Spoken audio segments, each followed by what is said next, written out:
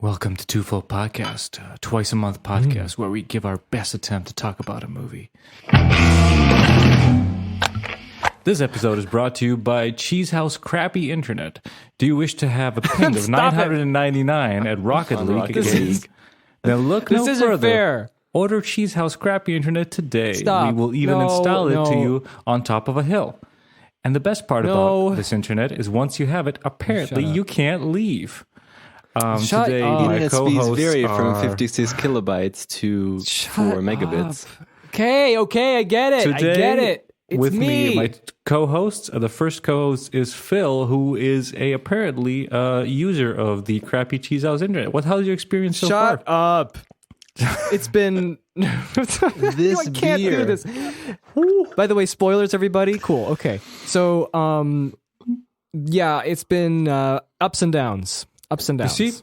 Great review. And with me, we have Jacob, and I have to say something. I'm sorry, ladies, and maybe gentlemen, but if you're thinking of getting some of that Jake bod, if you're waiting for your opportunity to claim this man for yourself, I'm afraid you missed your chance. The deed is done. He's been claimed. Jake is a married man. Married man. I'm a new man. Oh, nice. Thank you for the little I'll drink cheers. to that. Cheers to that, mate. Cheers. Thank you. Water. Bam. Look, I even got this beer is like... So your ceremony so was in strong. Croatia, in a garden. It was. So I got In a a garden garden. brewery Croatian beer. Thank you, my friend. Perfect Very garden good. brewery and Dry garden. hopped Is it any good? sour. It's delicious. It's a Good. sour. I hate love sour sours. beers. Yeah. No. So that is the big news for me, and it was a very nice ceremony. Excellent, and man. Phil was How's there. your Congratulations. experience? My experience? Well, Phil's great. I think- experience with the internet is up and down. How's your experience with the old marriage? It was great. I was actually better than I thought. It was very It's like smoothly. reviewing McDonald's order. Well, no, because it was like, it was a civil ceremony, so it was very low key. It went pretty quick, and the lady was nice who married us, and we got to read our little vows That's to right. each other. We wrote on the day of, which is cool. Keep it impromptu. Don't think about it too much. And I think it went great, great. And then man. we had a little garden party with family and stuff, and my mom got to come, which was great, and Phil as well. And we just chilled Yeah, out. Phil as well. He just decided, accept Phil, the anime character, arrived, as I've seen on the photos. Yeah. Yeah. the anime character. But I have to Anime say, Phil. like, when I was there, I'll just speak for you, Jake. Like, when I was there, I was like thinking, like, oh, like when events happen, you're like, oh, you just got to do the event, and it's like you are looking forward to just the, having to travel, wake up early. I know this is my problem, waking up early and stuff like that. Let's not dwell on that. But when I did, when inch by inch we started approaching the day that you were going to get married, when you get wed, I remember getting into that office or like that hall. Yeah, by the When way, you're sitting where we got down. married was like it's actually like the castle. A castle. And it's also like a museum. The chambers so we got below. married in a museum. That's awesome. It was cool. And I was taking photos, and once you guys started, this lady started reading what you're supposed to be reading when you're getting married, and once you stood up and you were like putting the rings on and stuff, I just had this, like, because you don't think about it, but now you're just Look, my it's ring. real. It's happening. You know what I mean? Yeah. Oh, there you You're go. like, I can't believe Cast it. Isildur. Cast Frodo. it. Tim, what does your ring look like? I forgot. I do mine. that. I can't. my And ring Jacob's showing off his ring. It's silver, and it looks a lot like the One Ring from the Lord of the Rings. It's actually not silver. It's white gold. And I actually did it's want to white pick gold. similar to the shape of the Lord of the Rings one, because I think that's a classic ring shape. Like, that's what I was gonna say. It's The so only funny. difference is that So I made great. it like I picked a little flatter look, so it's not so beveled and round. It's a little flatter. I don't. But I I think don't. it's a classic shape. When COVID came in, like everything was, it's spread on metals and everything. So me and Emma were like, it's not wear our rings outside. Oh, really? I Because of coronas. Oh, That was at the beginning. There was, misinformation. So now, everywhere. is it back And I or put you it still away, keep and it I off? don't know where it is. Yeah. I Oh don't know no, what it he is, so lost you his find it. ring. It's Jacob somewhere. has his ring. Yeah. It looks like the weapon of the It's enemy. pretty comfortable, but the enemy. Command and control. Where is Symbol my of love. weapon of the enemy? I need it. No, but it's interesting wearing it. Yeah, so I think Weren't you witness man, Philip? Didn't you have to sign some papers? I was witness Phil had to man. I sign. signed the papers and I almost cried. It was Did you very were you nice. nervous? Like I was just very beautiful. thinking like Phil's probably like freaking out. What if I forget how to sign my name? That's what I was. By the way, No, it was the okay. pen was was good. out of ink. It was like half. No, I matured. I'm an adult. What?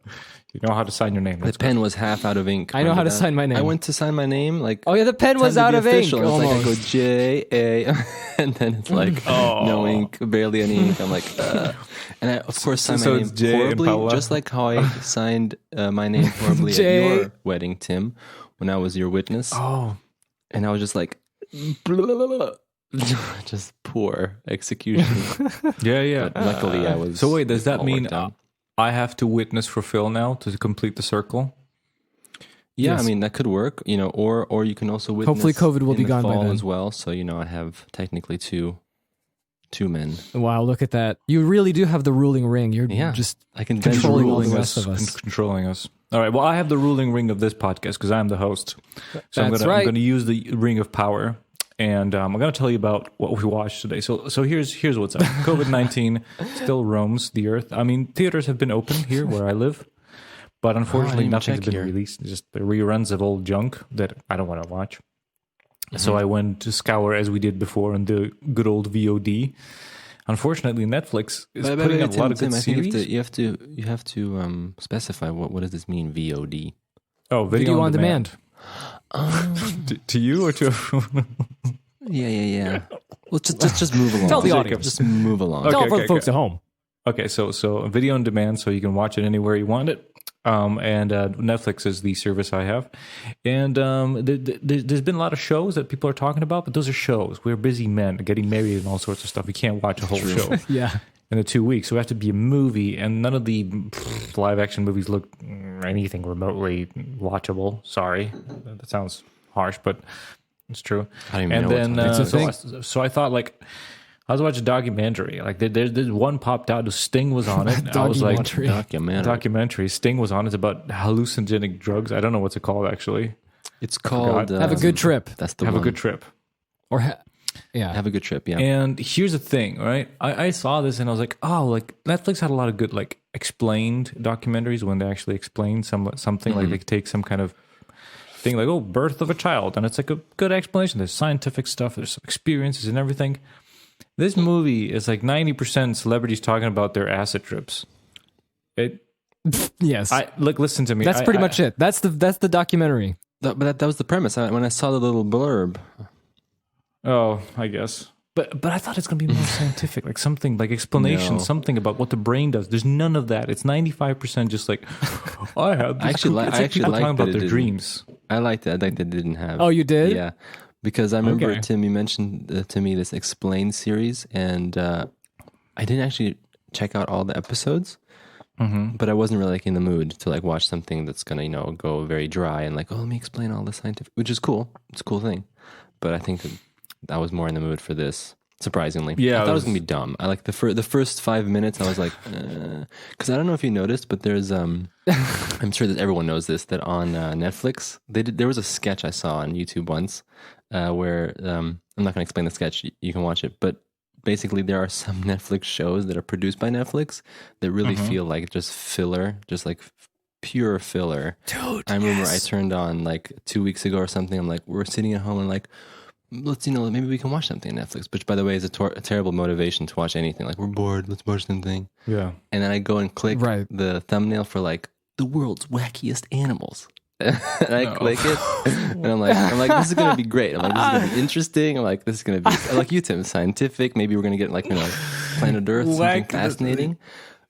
Literally, it was like stock footage that they somehow got a hold of, and it's just terrible voice acting. No scientific facts. Just like the lemur has big eyes, and then the person in the show is like, ooh, I'm a lemur. Ooh, yeah. I have big eyes. Look at them. Ooh, yeah. Oh no! I'm not even joking. And Is this really what's on videos. Netflix? What is this? We were watching 5 minutes, and I'm like, I think neither of us like this. Hopefully not. And I go and turn it off, and Paula's like, good, it's gone.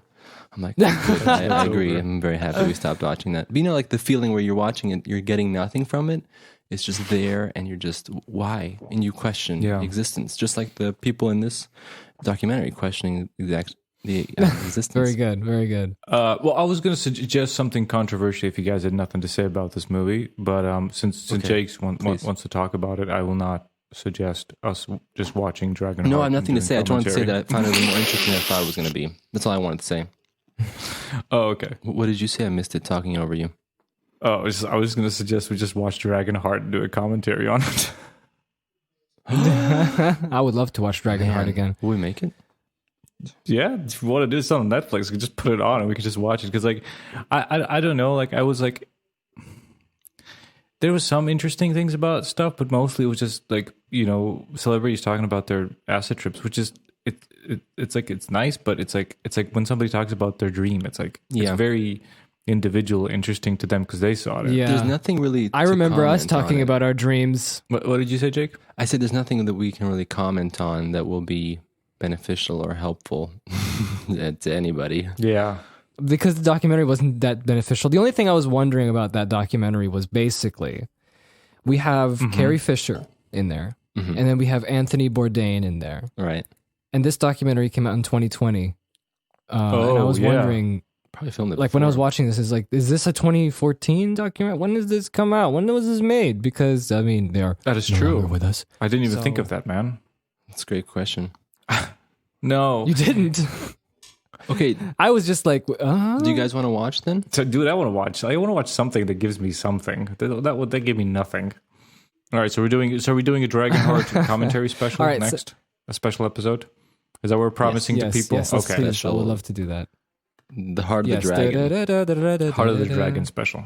All right, so here we go. So let's talk about the days before COVID and the times where we would all go every second week to watch a movie and then talk about it. The good times. With an old movie, which we will do again someday, hopefully. What was your theater experience throughout that? Just tell me, like, the atmosphere, the convenience, and like the enjoyment of watching something on a big screen in a big hall. Talk about it. Just give me your impressions. I was pointing at Jake to go first. Oh, okay, I didn't understand that. I thought you were doing the ET thing. No. To be honest with you, I think that it's going to be an unsatisfactory answer. But I guess controversial. Me and Phil kind of have been going to the same theater basically for most of the movies. We haven't really changed it up. Yeah, I get that. And I'm going to sound really annoying, but I think that I do miss a little bit of the sort of event kind of screening when you go, you're together to watch a movie, like let's say with more people or family, and there's some kind of buzz around it that you kind of go into the movie as more of an experience. And I guess maybe every time I go to the cinema, I get a little bit reminded of missing sort of film, like the actual film projection, which would be interesting to see again. Oh, you mean, celluloid? Yeah. And I guess in a way, sort of I've come to the point where cinema experiences can be very much a reminder of that at the end of the day, a movie comes down to its content, really, and how interested you are in the content of the film. And if you're not super interested, then a cinema experience isn't necessarily going to elevate it. It's just going to be a little bit different. So yeah, I guess I just have trouble with concentration, maybe. And so sometimes it's harder for me to get into a movie. So, yeah. Okay, Tim, well, I kind of rediscovered my love of going to cinema alone. Like I used to do this when I lived in Belfast, but my girlfriend at the time was away, so I would go every week on Tuesdays. Oh, because you go alone, right? I would just go alone and see what movie's playing and not know anything about it, not knowing about the trailer. And then kind of like, because we had when we started the podcast, our daughter was born, and I could only go after 10 o'clock to the cinema. So it's usually me and a couple of other people. and it was just me alone, just walking to cinema. It was 5 minutes away, and then going to see a movie, maybe get like a drink or a popcorn, watch the movie, and think about the movie, walk home, and then write down my notes. And I actually loved that. I loved going to see a cinema, and opposite to like Jake's, like just by myself for the movie's sake. And what it did for me is like that, seeing it on a big screen and good quality and just no phone, no nothing, just absolute like no distraction. It really made me appreciate movies a lot more. Even they weren't so good, just looking at them and going to a cinema to make it like, okay, it's something. It's not just I'm sitting down and playing something on a TV. Like actually going to see a movie really made a difference for me. And a lot of movies I would have probably not had patience for or liked at home. I really like, I think it would go like 30% of upgrade to any movie as like going to see it in a cinema. So that's my experience. It's true. I have to agree with Tim. Yes. Yeah, because for me, the event of going to a movie cinema and watching something on a big screen, it's always, like you said, 30% more upgraded because of just the effort you have to take to go there and watching it, and it's in the perfect way that it's meant to be seen. You know what I mean? Like it's big, it's overwhelming. It's supposed to be like taking your entire concentration. You can't pause it. It's like you're going there, and you're going there to see. That's the only reason you're going there, to see a movie. Exactly. And I don't know what you think, but what I was specifically trying to get into with you two is, how's the experience with other people? Because I think me and Jake, living in Europe, and you too, Tim, there might be a big difference, because this is my article that I found, and I want to talk about it, because we never really had a huge problem watching movies with other people in it. You know what I mean? That mean? When it's like a theater with lots of people. What does that mean? It means that once or twice we would have some annoying people being noisy. Like teenagers. Once or twice. Dude, go see a horror movie. Once or twice there'd be some people They'll be so annoying there. Depends on the movie, I have to say. Can I just feel before you go on? I just wanted to comment on what you guys were saying. Is that I agree in the sense that for me, when going to the cinema, if it's a movie that to me is something new and intriguing and interesting, then I get, sucked in, and then everything makes sense. The experience going there, it being intimate, you're going into this dark, auditorium, and it's focused, and there's, like you said, Tim, no distractions, no phone, no nothing. It's just you in the film. But it's just sometimes, for me, what's harder is watching movies that are formulaic, in the sense of like, you've seen so much of that done before. And I'm not trying to sound like an old man. I'm just saying that it's like you lose that fresh feeling of like excitement when you're there. You're sitting in the theater, and it's a bad feeling when the next 30 minutes, it's going to happen. It's going to happen, even if you don't know the story, but you feel like, what am I doing here watching this when other people could be enjoying this, watching this, or whatever, its intended purpose. But when you watch something else, and not to mention like the digital screen also doesn't help. Right. It also feels sort of like that. So for instance, like, remember when we went to watch that movie that was like our lowest rated podcast episode, the Goldfinch or whatever, Goldfish? Goldfish. You guys remember that one? The Goldfinch, yeah. At least Deacons was on that. Deacons!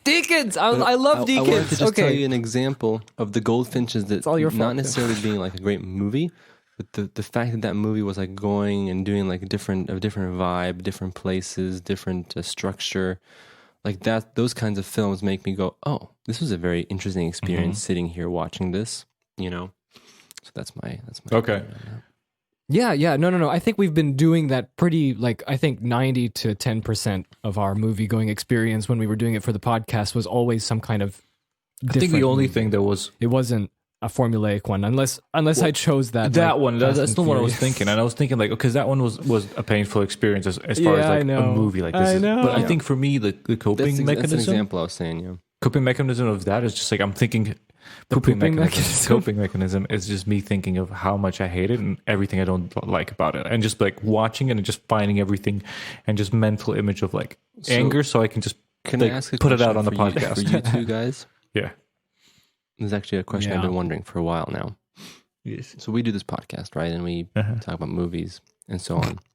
Yes. So my big question for you two is sort of how would you sum up Like, what are movies to you? And when you go watch a movie, what is it that makes you excited about seeing a film?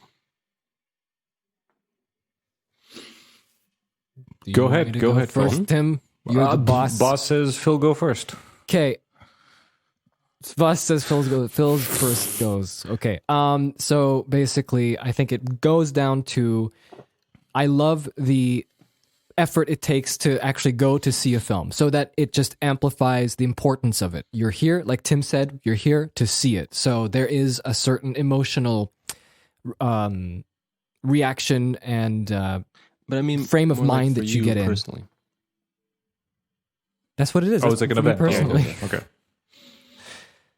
Yeah, and that's what I love about it. And I think that Christopher Nolan once was talking about when the remember 2012 when the shooting happened before The Dark Knight Rises, or during it actually. He sent a nice message about the whole situation, and he just talked about how, like, for me, going to a movie cinema is like going to church. You know what I mean? It's like, this is the place where I sit down with a community of people and we sit down and we watch something together. And that experience with different people, even though you don't know them, you all know that you're having the same kind of emotional reaction to one piece of art or whatever it is. And it's interesting that George Lucas said something similar, and I feel the same way, because that is something that is quite special, because if you would just do it by yourself, it's not the same feeling, you know? And that, to me, that's what makes it so special, because of the fact that it's there for you to experience something, a work of art or an audio-visual journey, you know, into some new place, you know, and you can get entertained by it. And then when you get out and you've learn something new. Would you say, let's say, when you watch a movie that you liked, would you say that it's one of the main takeaways for going to see movies is to be inspired, where you feel like I've learned something or I've got some insight into something? Is it more of like the learning aspect, or is it more of just like this story was something that touched me, or is it something like this was a well-crafted film? Like, well, what kind of a touched? I'm just curious, sort of, what is the... Okay, so as I got older, it's more like... No, what? We're joking about the word touched, because it's touched. I'm touching Philip. Come on, Phil, go. As I got older, it's more of the emotional thing where you finish watching the movie, and you know what's funny about this? Yesterday, I watched Thor: The Dark World by myself. Ta-da! And afterwards, afterwards, I couldn't help but just keep, even though the movie was not particularly interesting to me, but I still was thinking about it. You know what I mean? And I feel like that kind of an effect has been much stronger as I got older, and that's kind of one of the aspects. But Jacob, what you mentioned with all those three different points, I think they're all together. There's a ghost behind you. Is this for me? Really? Oh. If we didn't have video on, I would be really worried what's happening over there. This is the Is this for podcast. me? Oh, did you get... You know, we eat on the podcast. Chicken nuggets! It's for you, Frank. Dude, he brought chicken nuggets. So What tune in to Mush Untitled meat. Welcome to the Podcast. Mush Meat Podcast. kind of dips did you get? Well, what do you think? The best dips that you can get, at least here, in my opinion, are barbecue, or as they call it, grill, and the secret sauce. Oh, that's a curry. good one. That's a good one. I recently had the McDonald's curry. It's Good one, yeah. And I think they don't have that in the States. surprisingly It's a good one, good. right? It's a nice, slightly spicy. Yeah.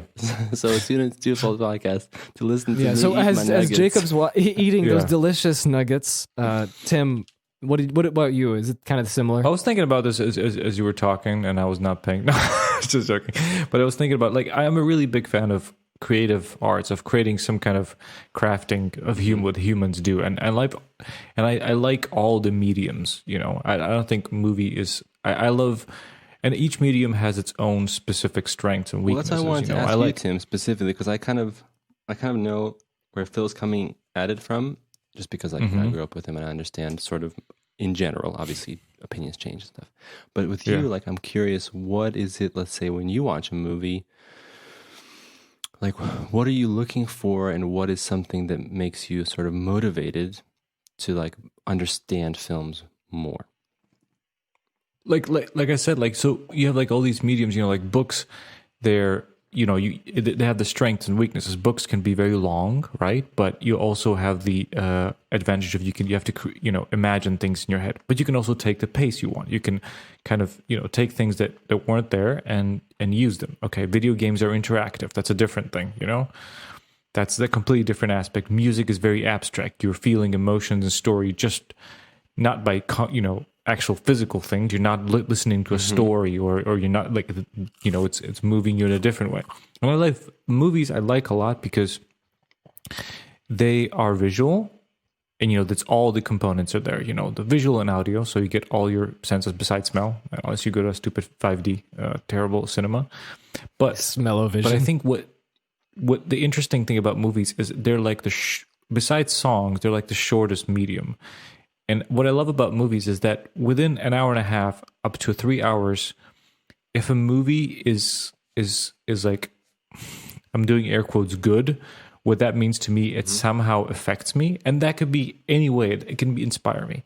It can make me laugh. It can scare me. It can make me think. It can make whatever it is, but affects me. It's not I walk out and it's like, oh, I just ate a chicken nugget, right? I come out and I'm like, okay, something was there, something new. It made me experience things. And I love the fact that it's within a short amount. And that's really difficult to do, And that's why a lot of movies fall into this trap of the same, totally agree, 3-act junk and things. That's and it's what I'm like talking about. most of the movies that don't follow that. They look outside the rule book and try to find a way how to use that small time frame visually and audio to do something. It doesn't matter what. It's long as they have an idea and they manage to get that idea across or whatever it is. I love that. I love that, something like that can affect me in such a short time. And that's why I love seeing movies. Yeah, Makes sense. That's excellent. That's a really good answer. I really like that. Yeah. I mean, this is evolved all great. when I was a kid. I watched them so they're funny. Yeah, for sure. But you grow. Really? What did you want to say, The thing Phil? is, I wanted to say that, go ahead. No, okay, so Jake, tell me where you're going. Our answers were unsatisfactory to you. No, they weren't unsatisfactory. I'm just trying to, keep going and understand, try to see, because I'm trying to also compare how I see movies now, which is very different, for being So how do you see movies now? Of a show about movies. I struggle honestly to, like, for instance, get very excited about films in general, but I think that's because, let's say, the movies, when I guess maybe like now that I'm older and sort of life has, you experience changes and you experience sort of different priorities and how you see things changes as well. Mm-hmm. For instance, movies were always like a medium that I also enjoyed. But I think part of why I also enjoyed them was because I also liked the aspect of understanding the filmmaking behind them.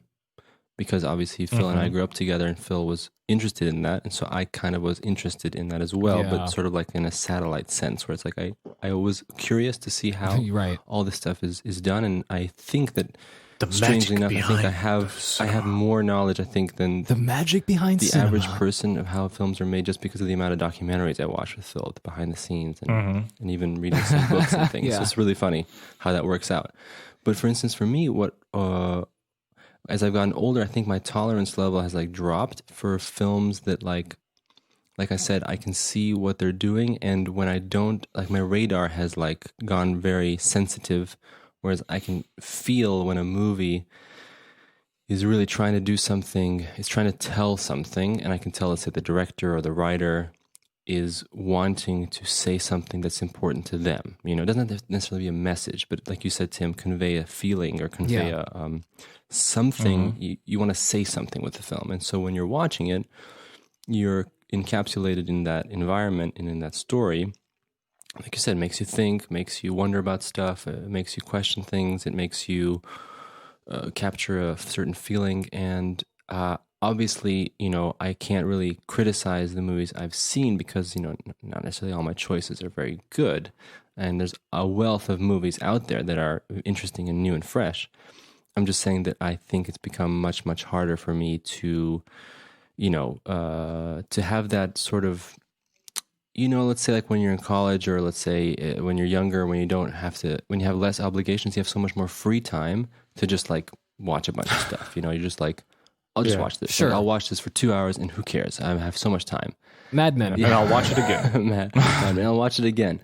And then the weird thing is, like, I guess, I suppose, like when you have less time, you sort of wonder, like, I don't need to see this. Like I would rather be seeing something else that will be of higher, interest or value to me, or something like that. It sounds economical and dry. Yeah. But I think a lot of people probably experience that too. In general, with a lot when of you're getting things. older, you have to really choose what you spend your time like entertaining. But that brings me down to actually one of the fun. It really does feel like, like go on. Yeah, I want to say, like, it really brings me back to one of the fundamental reasons why I started this podcast and chose the theme, is that when we did the old, Phil and Jake conversation movie episodes, I've seen you talk about this before, Jacob, and I was always frustrated because I thought, like, but you're looking for something that in movies that isn't there. Like, you guys grew up in these big blockbuster movies, and that was your point of reference of movies that you kind of jaded from. And I was like, there's like a plethora of thousands of movies, like indie movies, all sorts of like artistic movies, documentaries, like art house movies. Like, there's so many movies that do not just follow that cookie cutter. We got to put seats. Yeah, I'm just saying. Like, that's why I wanted to start a podcast. Yeah, it was like, well, this way I can get you guys to see movies that are not something that you used to like growing up, because that probably that kind of like you kind of left that child wonder of watching a movie out of a hero winning. Is like you can only do that for so long. Like, there's so much more. So that's why I wanted to like do the whole thing. But we've been doing that. I think that's what's. Yeah, but that's what I feel like has been exciting for this whole time when we were going to cinema to watch a new movie that we choose. Because like I said before, like I would have not, on my own volition, I would have not gone because I'm going to be honest here, I'm a little bit intimidated because I don't know what to expect, and I'm afraid I'm going to get too emotionally involved and I'm going to be sad. That's the best part. It's so interesting to hear that, because for me it's become difficult to be emotionally involved when my radar is telling me like, this isn't as we need specifics. We need specific. Jake. We're being that's the too other abstract thing. That's the now. other thing. Like, I'm going to tell you that every time I go and watch one of these movies that we pick, most, like maybe 60% of these films most of them, I'm sitting there and the movie starts and I'm like, okay, let's get this over with. Let's get this over with. Let's get this over with. Like I'm not excited. But then after those 20 minutes, most of the time what happens is like, no, I'm watching this movie now, So that's just some kind of natural reaction I have to going to see a movie on my own volition that I would know nothing about. But the fact that we do it on a podcast makes it a duty, and it's great every single time. Phil said duty. Jacob, there you go. I'm going to go through the list, and you tell me, you give me, I say moved or not. Oh, wait, moved or jaded. Those are your keywords, right? So moved, it means it gave you something. I only get two jaded. options. I'm not part of this, right? Yeah, you get two options. No. This is a quick burst, and I'm going to go through the list. Okay. There's no neutral, right? I have to just no, and I'm also only doing the new movies we saw in cinema, right? So because we're talking about the specific. I'm ready. Okay. So we go Spider-Man. Fine. It's a game. Spider-Man: Far From Home. Jaded. What? Jaded. Yesterday. Yes. It's moved. Hobbs and Shaw. Jaded. Okay. Once Upon a Time in Hollywood. Moved. Good. Triple Frontier. Jaded. That one's easy. The Goldfinch. Moved. Ad Astra. You have to say it. Moved. Say it. We'll go for Say moved. I think moved is more. Okay. Joker. Moved. The King. The King of Comedy? No, it's the King. It's the show. It was Paula. Sorry, Paula. Netflix Jaded. one. Okay. The Terminator. Japan movie. The Japan. Yeah. Phil was gone. Terminator: Dark Fate. J-Town. Jaded. J-Town. The Irishman. I'm gonna go for Jaded. Yeah. Okay. Ford versus Ferrari. Moved. Okay. Star Wars: The Rise of the flyer. Easy, Jaded. By the way, I wanted to say really quick, come back to Ford versus Ferrari. I've been driving lately, and I've been driving more than usual because I'm trying to practice, because I don't think it's we live in Europe. We don't have to drive as much as in America. That is true. That's true. Cities We have buses. But the thing is, it depends where you live. Public transit can be sometimes, very unreliable. Yeah, if you live in a village, no bus there. And I've been trying to drive more because I think, I want to get better at driving. I want to be a little more independent with driving. I think it's also a little more fair. It's not fair for Paula to drive all the time. So what I've realized is that I think I'm getting a little better. But just to reference Ford versus Ferrari is that I have created this fear in myself of traffic lights and stoplights because I have this deep down fear that I will have to face the decision of whether to brake or to pass through the traffic light, right? Because it's green, I'm driving towards it. I was so confused where this is going at. This decision. All I can think of is I don't want to be the last car that has to decide whether I'm going to stop or go. And it's so stressful, I can't even begin to describe to you. When I see the light go yellow from a distance, I'm like, oh, thank the Lord. This is so good. I can just, stop and I'm safe. Beautiful. But if it's green, so anytime you see a green light, you're like, oh, is it going to switch? It's anxiety. All right. Exactly. It's anxiety. And so one time when we were driving, what I call now, I dub the Ken Miles move. I summon Ken Miles to help me to pass through the green light when it turns yellow and I have to floor it. So all I do is think of Ken Miles and I'm just like, because I'm like, switch the gear and floor it. And Ken Miles, takes me through. Summon Ken Miles. Like my rule is just like, it's like if I'm 10 meters how do I know away 10 meters and it's still green. So hard. Where's your sense of navigation, my friend? 10 meters. It's like Tim, 3 I don't cars. have a sense of navigation. That's the problem. So I do like if driver it's with no sense of that's 3 navigation. cars. If it's 3 cars in front of you, then you have to gas it. It's too late to turn. Like red, So 3. orange stays for like 5 seconds. Yellow. Sometimes I floor it. It's a little bit like on the red, but yeah. But I like to live a It's little. so scary. But I like flooring it too. I'm just saying that it's a scary thing because I don't like the decision right at the last second where it's like could turn yellow and it's like now I have to decide. I hate those decisions. But Ken Miles saves me. That's true. Ken Miles. 10 miles saves the day. Here's the good advice for driving: always commit. Okay. It's the most That's dangerous the thing. people who are indecisive because then they just stay in the middle. Either floor it or brake. All the time. She Don't. says you have to make a decision or that's it. You can't do anything. You can't be like, I don't know. It's scary. It's like that's So, the Jacob, worst. you do it. Like if you brake, like you're going for the orange and then you decide to brake and then people crash into you. All right, let's continue. That was a little break and right, we keep are going. moving on with Jojo mention Rabbit. that. Go! Jaded or moved. Okay, good. MOVED. Let's see. We got Little Women. Yeah, I'm going to say moved for sure. Yeah, Saoirse. Well, you're a married man. You can't be moved by Saoirse no more. All right, I Parasite. can't say now Saoirse no more. Yeah, I'm going to go for moved.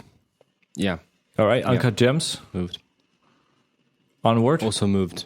Yep. Onward, no. 1917. Onward, no. Oh, no. Onward, no? Onward, no. no, but 1917, Okay. yes. 1970. Yes. Frozen 2. Yeah, we know that one. All right, there's no think we know point. this We have one. Extraction and Scoop. I don't think. Well, Jake was moved by Scoop. I don't wasn't I'll bring that moved. card. That was just like it's fine. So I wonder what my percentage rate It's was fine. on all the movies you watched. Okay, Sounds to me so it's like half 40, and 50. half. Yeah. Yeah, no, it's half and half actually. I think Really? Wow. there's yeah, That's it higher was than I pretty thought. half and half. And I see the pattern. I see that anytime we go like let's go see a mainstream movie or let's just see a sequel that was beloved. It's when Jake gets jaded. Seems like it, yeah. And we're choosing those movies for different reasons than to be. It's sort of Yeah. like to either let's see what this shit is, or it's like, hey, this ties in with an old movie we wanted to talk about. So I can definitely see it where Yeah. we lost Jake on some of these because, like you said, Jacob, me and Phil, Oh, it's thundering outside. Me and Phil, we are also interested in the movie making side. So once that initial, I'm going to be moved, or like the kind of, what we're talking about, what a movie does to you, when that is gone, I can also critique a movie by its craft. So that means acting, lighting, I think editing. This is where we maybe differ a little bit, whereas like I agree with you guys in terms of like that's very valid, and I think that's great. It's a critique if you're so interested in that. And the thing is, I know deep down a lot of these, sort of methodologies, how to critique a film. I don't think I'm bad at that. I think I can understand, technically speaking, what makes a good film, what makes a bad film. But at the same time, it's like I think I've gotten to a point where that's not so interesting to me. Honestly, even in music, it's similar, where it's like I'm a little bit less interested in like what sounds good in music in terms of like the production or what is amazingly done. I was way more interested in that a couple of years ago, where now I'm just trying to think of like what is like the essence of the song or the songwriting that makes it, something people like, or how does that translate when you listen to that on a crappy iPhone speaker? The song still works. People play that song on the iPhone, something like that, more along the lines of that. So when I watch a movie, I try to think about what is the specific thing the director or writer is trying to say, trying to put on screen, trying to emote. And then I kind of like take a step back, and instead of focusing on like sort of the detailed picture, I try to think of it like in a really broad sense of like, what is this about? At the end of the day, what's the purpose, of the film? Right. I'm not saying the movie has to have a purpose. I'm just saying that there's something behind it that motivated the filmmaker to make the movie in the first place. Right. And that to me is like, I can tell when it's something more, like not necessarily honest, but something that's like coming from a real place and without the sort of fluff that's coming in the way of things. Because then we get into the thing about like the film industry and the politics, and there's all kinds of stuff in behind the scenes. The politics. We don't know what's which happening. I find fun, but I find it interesting. Yeah, I mean it's a community. Happening. Yeah, I mean that's you can read about it. It still comes. Like to me, what you're talking about. To me, it's like those things. Like see. Like those two things, like the technical how you do it and why you do it, it's very merged to me. It's like not separate things. It's one affects the other. It's a process. Like if you have an idea what you want to make, you still have to know how to make it. It doesn't just poop itself out. So that's why it's like to me it's like it's one thing together. And sometimes when you don't have the why, it's fun to deconstruct the how and see how they're failing. Yeah, but with the and how, see like what lessons you learn. But with the how, it's interesting because I think that I agree. I think to me it's become sort of like a little bit of a threshold where I can tell if the people working on the film are doing an amazing job, and then it just sort of clicks into that like, wow, this is check mark, this is great. I can tell that these people have a sensibility for what they're making, and then I don't necessarily even critique so much the details because I can see that these people know exactly what they're doing, and I can tell that they're in a different world, a category that's on its own, which is amazing. But when it's below that threshold, then you have to critique and see, oh, they didn't do this so well, they didn't do that so well, and then suddenly you realize like this is not as good as it could be.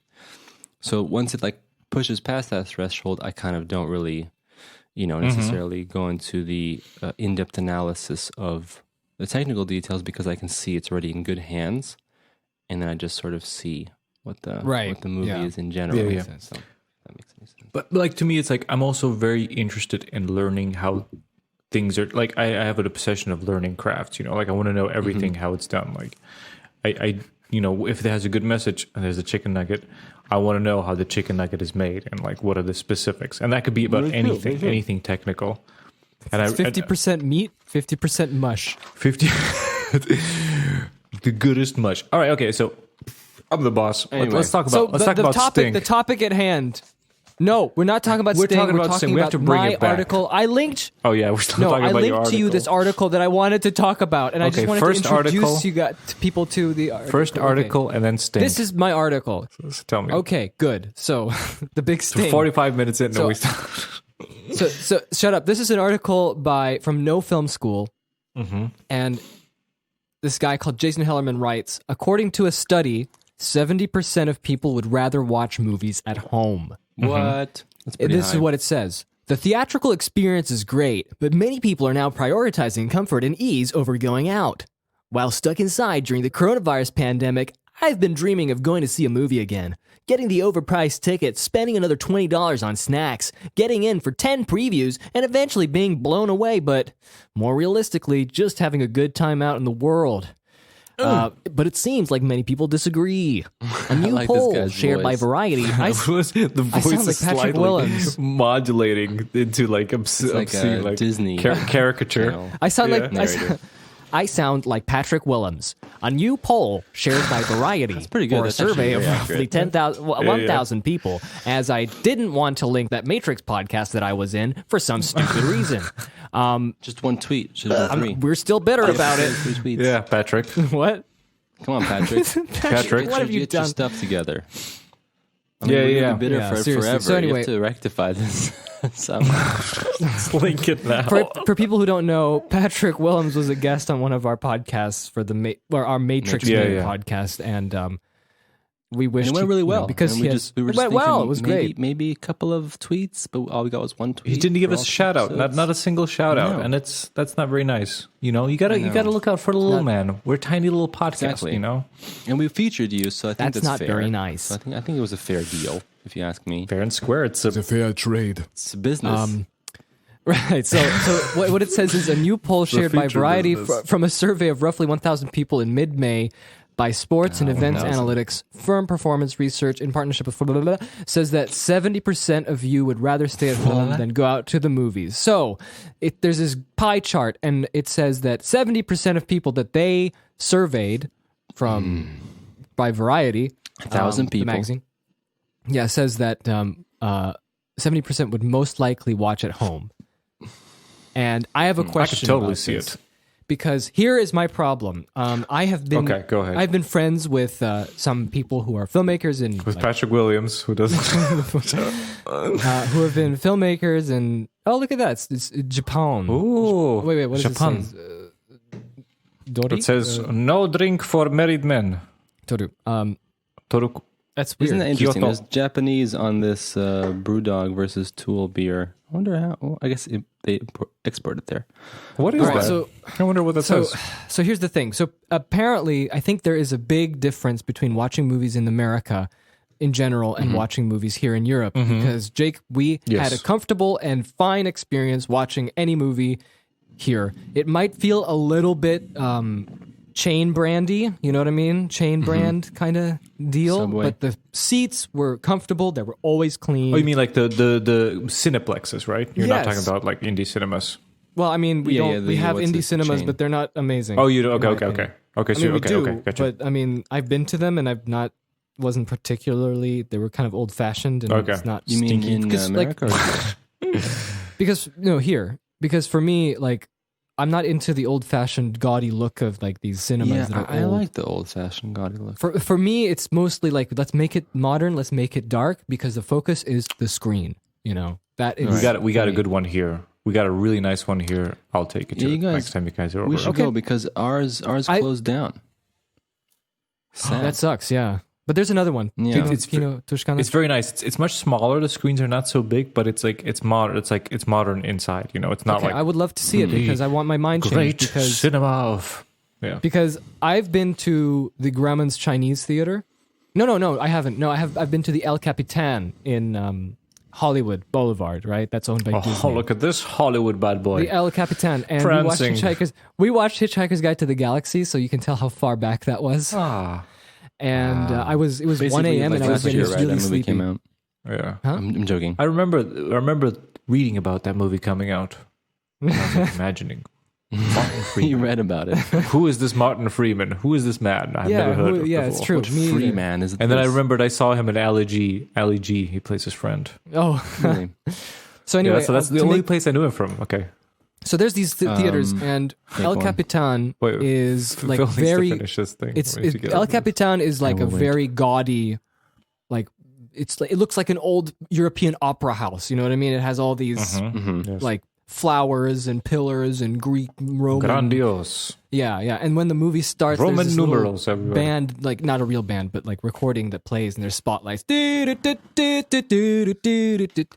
And I hated it. I really I don't like that kind of Why? like It's fun. attention to what, the old Hollywood, because it was takes just, you back. but you were in Hollywood, man. History of cinema. that's true. Exactly. I mean, but You I'm were in just Hollywood. saying If that was somewhere in like Illinois, I would be annoyed. But okay, true. okay. Yeah, because I think it's a good Point taken. Hollywood, Point taken. baby. But I'm just trying to give you an example of like what. Okay, Because okay. I might not have any experience watching too many movies in the States, but whenever we did, there was a difference with at least the state of even multiplexes there than the state of multiplexes here, because here they make it just cleaner and everyone is calmer. The best part about going to see a movie in Europe, you can buy your tickets online and pick your seat.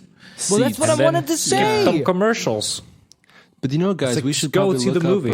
up, we should research a little bit. Is that still the state in North America that you can't pick seats? Yeah. I'm guessing. I don't know, and so I'm Listening having to Rooster Teeth. I know that like Alamo Draft House like 2 or 3 years ago introduced this movie like ticket like seat buying thing, and everyone was freaking out like. How amazing is that? I like how they don't know. And it's like we're just like sitting here being like, we've had this forever. So It's yes, just like- we always get to me to makes sense. we buy our tickets online, we choose our seat, we can go there whenever we want. We have our tickets. It's on my phone. And it's great also I because go now there. you could just have the QR code and just bling. Yeah, Yep. it's on my your phone. QR code.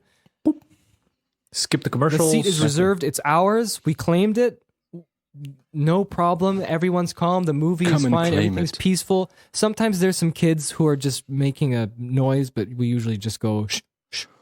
What did you guys think of the T-shirt. Lord of the Rings reunion on Zoom? I didn't watch it yet. I did. I watched it. Did you watch it, Tim? I did watch it. Yeah, I watched it. It was great. Well, I want to talk with you, Phil, about it I as want to well, watch it. but I guess it's- well, Philip, what have you I have been to watching? watch it. I need to. So wait. need Let's to finish. take some What is time your to watch it. what You is didn't watch it. Wait. What's Phil's point? What's your point? My point is that I've seen people so I'm friends with some filmmaker people who are some in Los Angeles, some are in Indiana, some are in Brag about Michigan, it. some are in Chicago. No, I'm just saying it's funny because it's like through, I guess I could say osmosis. We were friends before, but they were just interested in movies, and now they're like doing things in movies. You know what I mean? So it's just been like a graduation, like a what? The enemies. No, just said they're not friends anymore. What? Nothing. It's just We're funny joking. the Keep way you going. Come phrased on. this. Keep going. Okay, Get to your well, point. And some people were like, "Hey, you can your draw points, well, man. so could you do some art for us?" And it's like, "Sure, no problem." So that's how Okay. I know people and stuff like that. So on Facebook, people have been posting stuff like this, and I was Yes. reading the comments, and people are just saying how, "Oh, I can't wait because I don't even want to go to movie theaters anymore. At home, it's more comfortable. At home, I just sit down. There's no kids. There's no smells. There's no sticky floors. There's no traffic. I just have to sit down, watch the movie." And I'm just thinking, I thought you loved movies. What is this? And then I watched Red Letter Media's the newest Half in the Bag. Have you seen it, Tim? The newest The one that They're everything's talking about- canceled. Yes. And they're talking I just about saw, like, how they first can't wait 5 for minutes. cinemas to be going away. And it's just like, what planet am I on? Why are people saying this? And I'm just But wondering. it's totally reasonable, Phil. And it goes back to what we're talking about. It depends what kind of movie you go to see. If you're going to go see blockbuster movies, there's no point of going to the cinema anymore.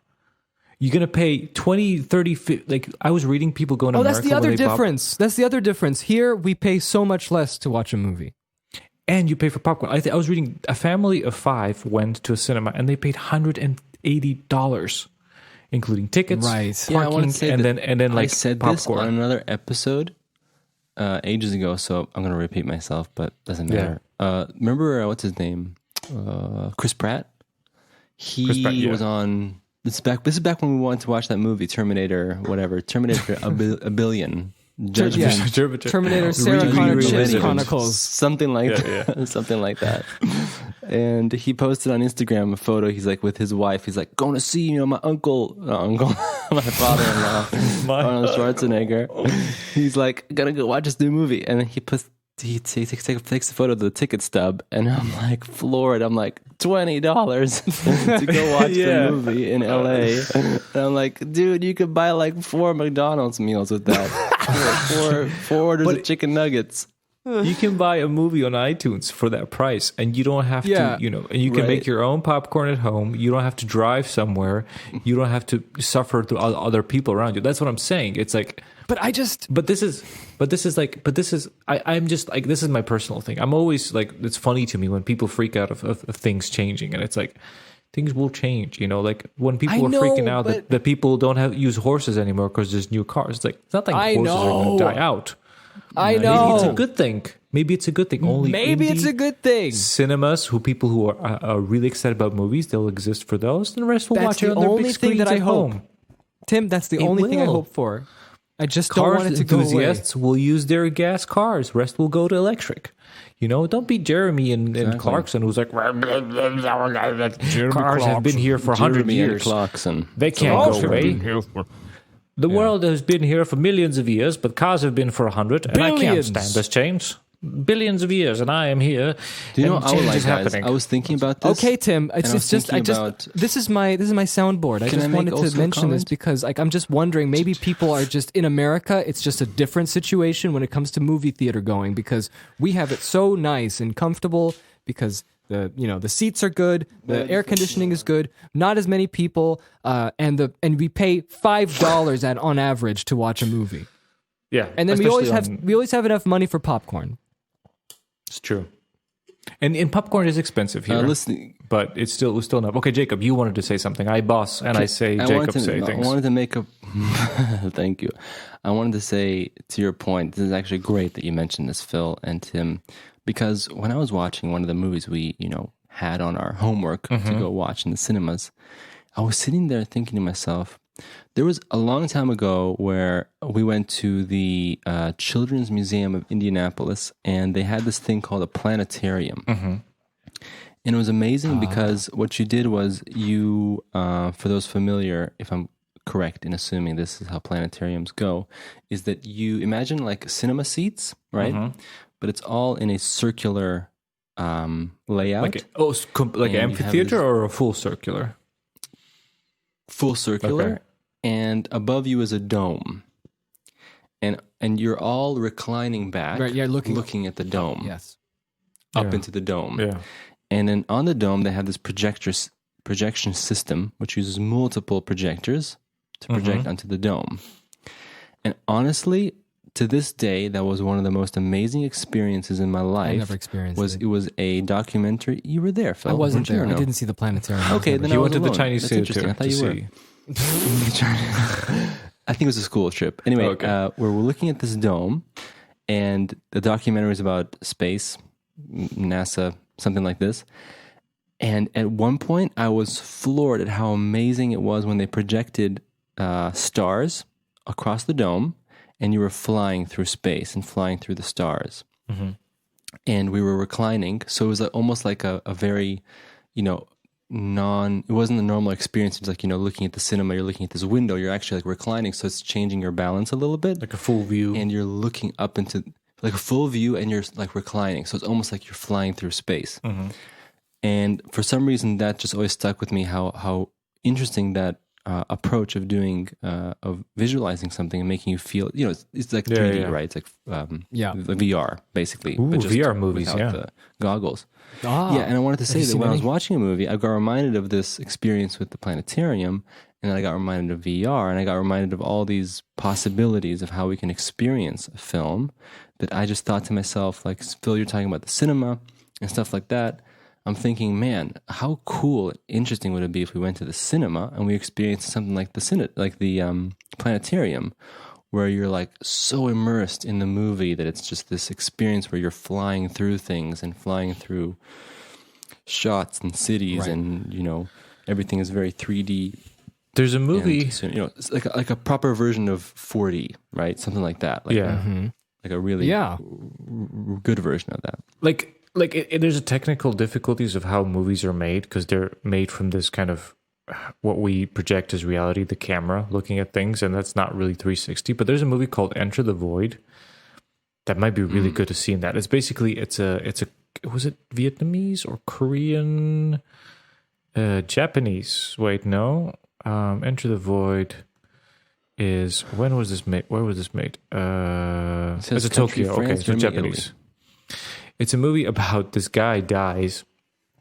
At first 5 minutes of he basically dies, and his kind of like soul or some kind of being kind of lifts from his body, and you watch what happens afterwards through the perspective of this entity, as that it was that person who was, beginning of the movie, and you just travel through. It's really trippy and amazing, and that would be actually a really cool way to watch that movie, because that movie's super trippy. It feels like you're on an acid trip. Sorry. All right. We got to bring it back. So Phil wanted to talk about Sting and his story about taking peyote and then giving birth to a calf. What did you want to say? Okay, but not before I just conclude this by saying, okay, what, like, there has to be people just seem to have more negative experiences going to the cinema in America or in the, not in Europe, because I didn't have any bad experience, save the fact that we watched some dumb movies, And even when that's the case, you're not wasting money really if it's $5 and you're doing it for a podcast, and it's up to you to go and see them. So I don't know why people are so like, oh, I can't wait to watch movies at home. And it's like, it feels weird, but I probably wouldn't watch the movie then if it was at home. True. Maybe they need to go to Europe and see how our beautiful, remarkable probably, and that's what I wanted to know. I'm asking people in America listening to this. Come to Europe. See how well, not that. I'm just saying you can't now. We'll but get a reply from Frank, so maybe you can ask Frank. That's right. Yeah, Frank. Why don't you go to cinema, Frank, anymore? That's what I don't understand. People complaining. Frank, my good friend who sided with me on movies, and I feel like the cinema experience is essential to watching and loving movies. So No. that is my grief. That is my grief to you. Okay, grief, so anyway, Sting, he's like, he's eating dry peyote. take it away, Sting. Can I make a comment though about Sting in the movie? To play us out. Yeah. Okay, so we're talking about. Okay, was wait. What is that movie called again? Netflix. Have a good LSD trip. Movie. No, it's a long ass title. Netflix. Phil just said it. Have a good trip. What does he say? That's it. Doesn't it have like more? That's it. Oh, like the subtitle? I don't know. I don't remember that one. Oh, okay. It has a subtitle. Okay, yeah, it is. Have a good trip. Okay, you're right. Sorry, I apologize. I was mistaken. I just remember on the Netflix screen, there was like 1,000 letters there. Yeah, 1,000 continue. letters. What did you want to say about Sting, Jacob? Yeah, I wanted to say that one of my favorite parts in the documentary was where he's like, I wanted to know, what the peyote looks like, and it's like, so I flew down to Mexico. I know, right? I laughed because that was so Sting. Because when we watched that documentary about the Emperor's New Groove, where he was like going to the Himalayas or who knows what, Sweatbox. Thank you. For inspiration. To get inspiration. He's like flying to Italy, then he's in his New York apartment. It's like, that's so Sting. And then I'm watching this. He didn't fail to deliver. He had to fly to Mexico, and then he had to get this whole initiation thing where it's just like the blood of the donkey or whatever on his face, and it's like, perfect. And the Halley's Comet. And like what happens at, Halley's Comet. Yeah. Well, that's what happens like, every couple of 100 years that happens? He makes it sound like everybody gets this experience. Totally. It's like, it's just, easy. You just fly over to Mexico. That's like, you buy yourself some coffee and you're drinking. Where's this from? Brazil. I must fly to Brazil tomorrow to try the, the coffee. It. Yeah, exactly. I want to see, what the source of this is. And it's like, you go to Brazil. Oh, you make this coffee. How do you make Yes, he would meet the person. He'd be like, his name was this. And I met him. I spoke with him. I drank the coffee. And it was just a surreal my new album is about, Pedro fellowship. And how it was. Exactly. Pedro, he's like, he just taught me this, beautiful, incredible friendship we created, and it's like, have you when's the last time you saw Pedro? It's like, oh, maybe 2 years ago. And the guitar that's crafted in the mountains, he would play the guitar. And he would record that there and then bring it back or who knows what. So I love that. That was one of my favorite parts of the whole movie. So we tricked you. Yeah, we didn't talk about the movie. So the movie's called They Have a Good Trip. It's a documentary, a supposed documentary about LSD and all the psychoactive substances, drugs that a person can take. Yeah, mostly LSD, I think. I think it was acid, LSD. It was there was mescaline. There was mushrooms. And then there was a one more category. Quaaludes and those are categories. So all these psychoactive drugs you can take to alter your minds. I guess the question is, what? Have you all taken any of those?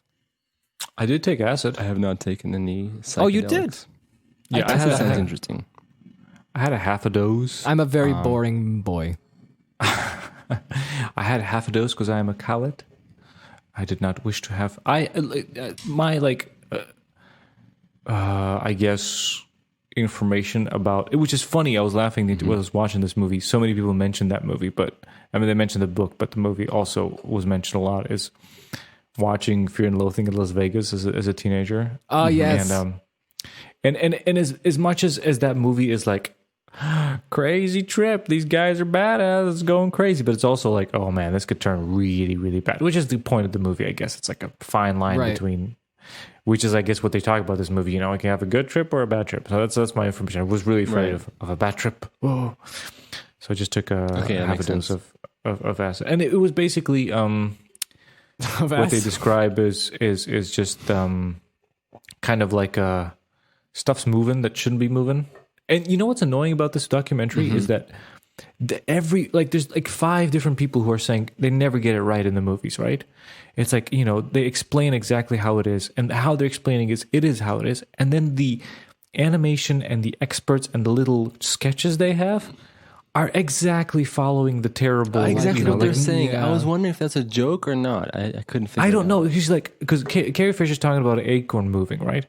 And there's like and the sketch is that the acorn is like a dude in his acorn suit. And it's like... Yeah. No, that's not... Fruit of the Loom. That doesn't happen. You don't... Like, those things don't... Well, maybe if you're like tripping really hard. I don't know. If you take like a couple of doses. But it's like... It's not really about that. Sting was talking to grass. Yeah, but it's like it's a different thing. It's the grass is talking. It's like you can hear it. You know, it's not like grass has mouth like a cartoon. You know, with a face. To you. Yeah, with a face. Like that. I was just like, those cartoons look so cheap. And I didn't get that either. Like, did you find any of the stories entertaining? Yeah, that's the. I think that was the highlight of the doc. I think that was the entire documentary. I think I'm getting old. I was just, none of them was like, well, dude, I don't care. Oh, really? But it's funny because I should be saying that by being the grandpa. But that's true. I found them really interesting. Not all of them, but some of them were definitely interesting. Well, I mean, like the funny stuff was interesting. The altering perceptions of what they had to say, like how it affected them, that was interesting. But the oh, I put seaweed on me. It's like, right. No, that was a dumb one. That was a dumb one. This is like good for you. Like, I'm not 12 anymore. The Anthony Bourdain one was actually really interesting. The one where the woman almost died.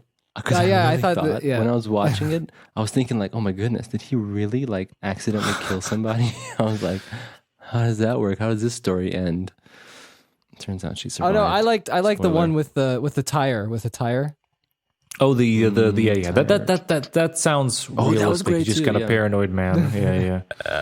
Wait, that was ASAP Rocky had the weird sex story, right? No, the Beastie Boys guy. Was yeah.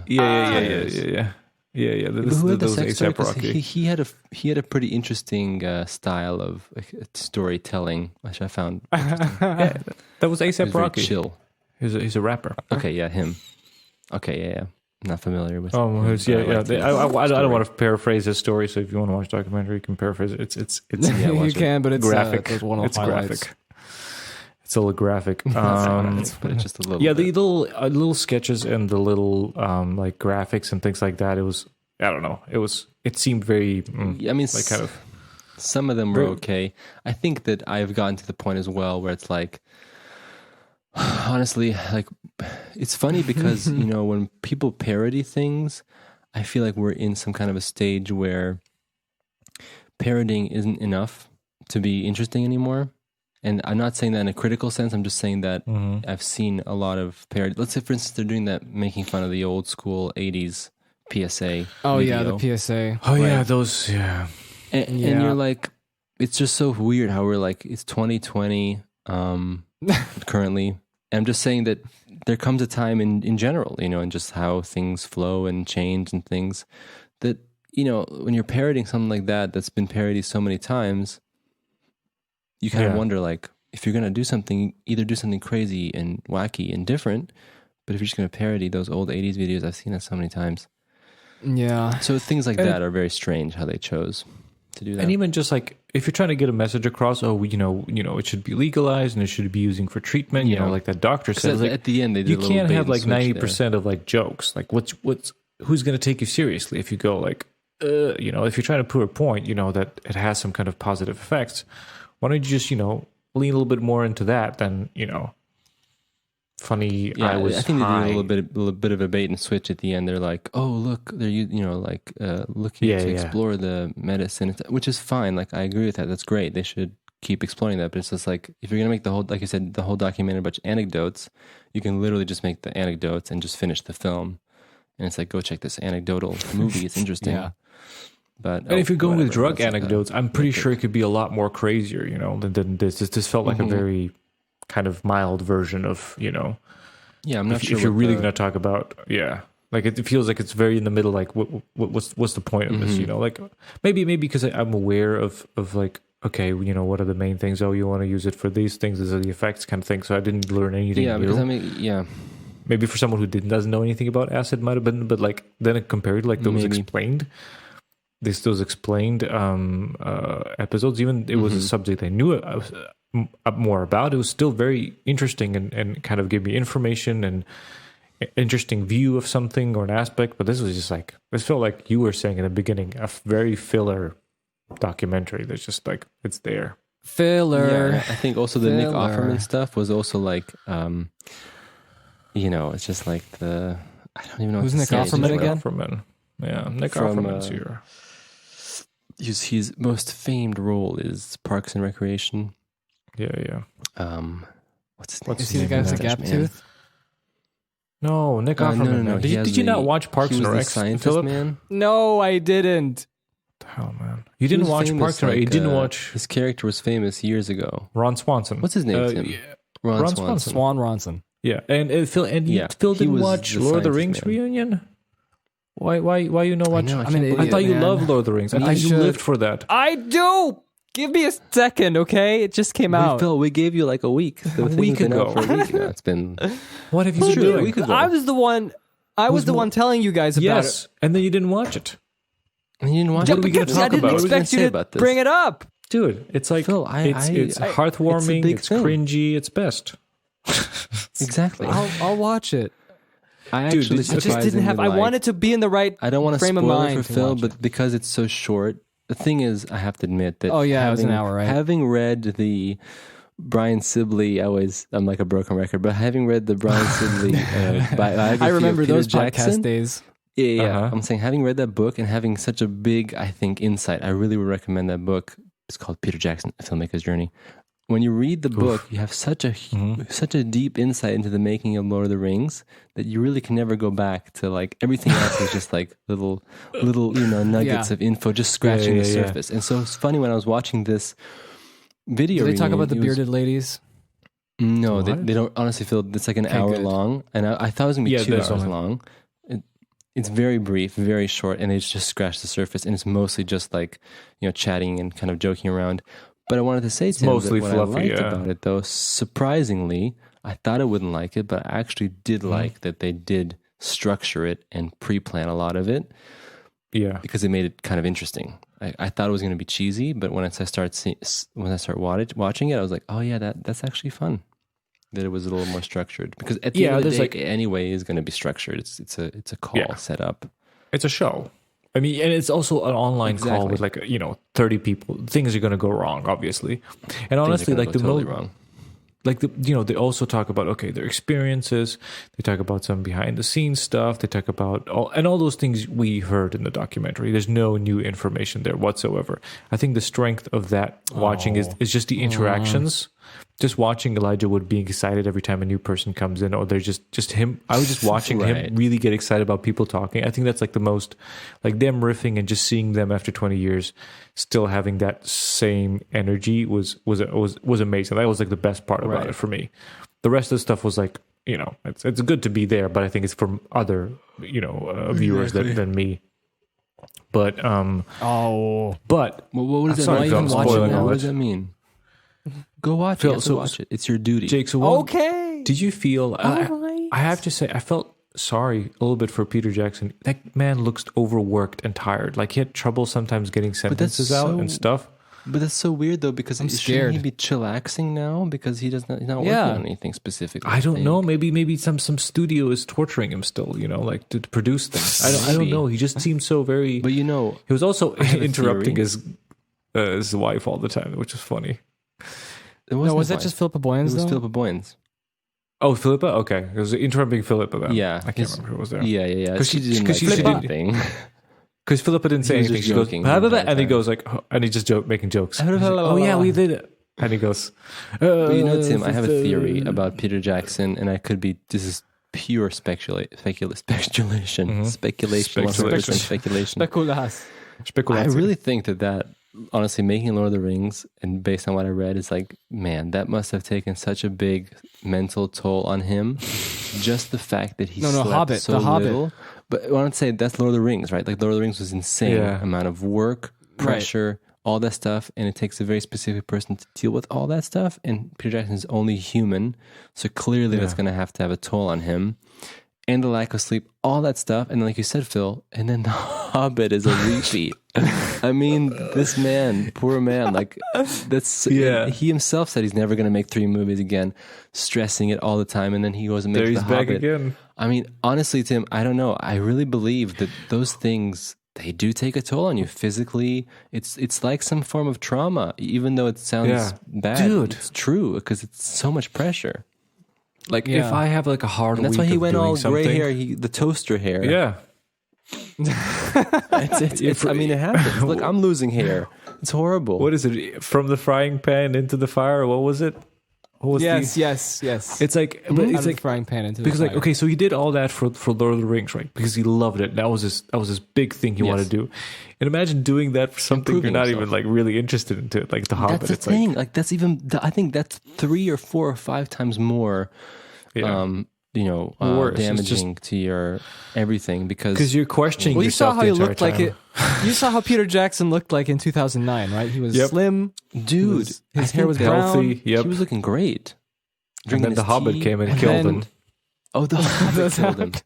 Because he was doing. And then after the Hobbit, gray hair, Lovely Bones, and then he went to the Hobbit, right? 20. He was involved. What, since 2011, 2012, something like that. Guillermo del Toro 2010. Woofed out of that. Guillermo del Toro went, whoosh, and then Peter Jackson had to do it. So here's a question for you guys: are you guys losing hair or no? I think I am. I think I'm getting the widow's peak of my dad. My father's widow's peak is coming. You're also getting the widow's peak. Me too. I have, and I think in a year I lost like 20% of hair. Turn into Vegeta now. Vegeta, you guys How got did you the not widow's lose, peak. Didn't lose hair, Tim. My genetics. I just get gray hair. We have great hair. Gray hair. All my family has good genetics with hair.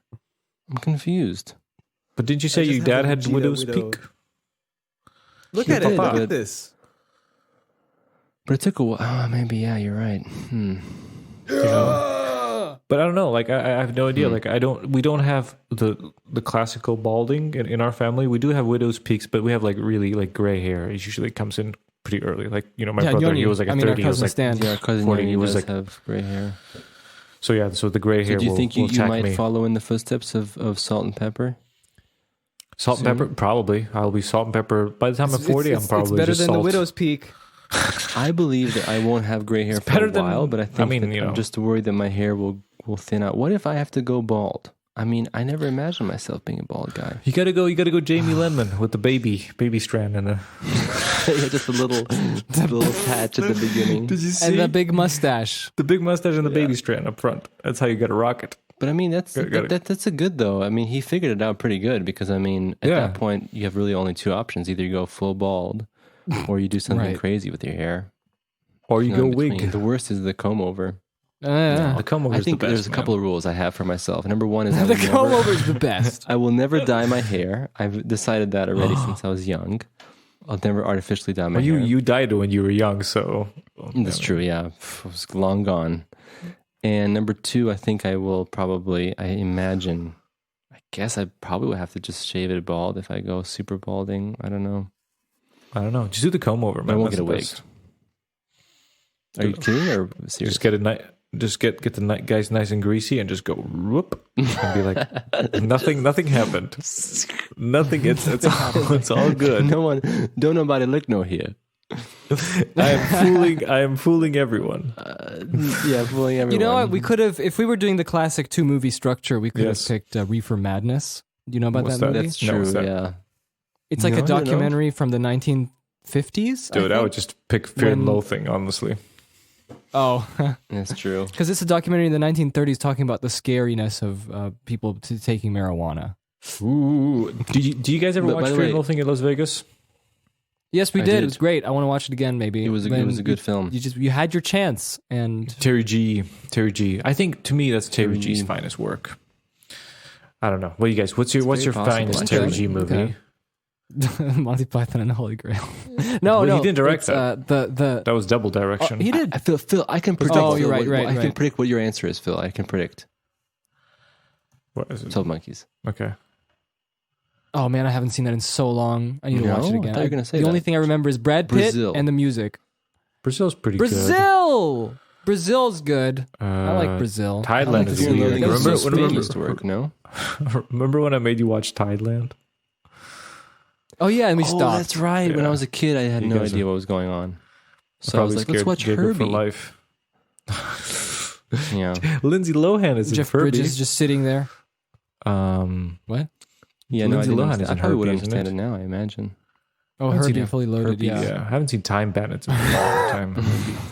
I want to see Time Bandits. I want to see. I'll watch No, that actually, one. I my think- I favorite think I one is watched the one all that of he them. didn't finish. It's just like I Lost in La Mancha. That was great. I'm a But big it wasn't his movie, was No, it? the There's a movie's movie that called, Don Quixote. The Man Who Killed Don Quixote. Yeah, but yeah. I didn't see that final one. Yeah. And I know a lot of people give hate to this movie, but when I was like a teenager, I used to love this movie a lot. The Brothers Grimm from Terry G. I like that movie a lot. Oh Oh, yeah. I watched that too. That was I like think I spooky watched most of stuff Terry and- G's You did. movies. Yeah. Well, he's a Python man. I wanted to say something earlier. We were talking about something before we got to Terry G. What were we talking about?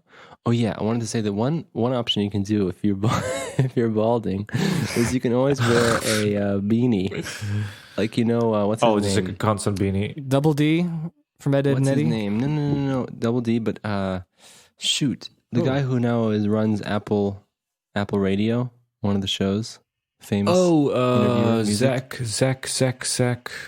What's his name? Zach Zane something. Lowe. Zane Zach.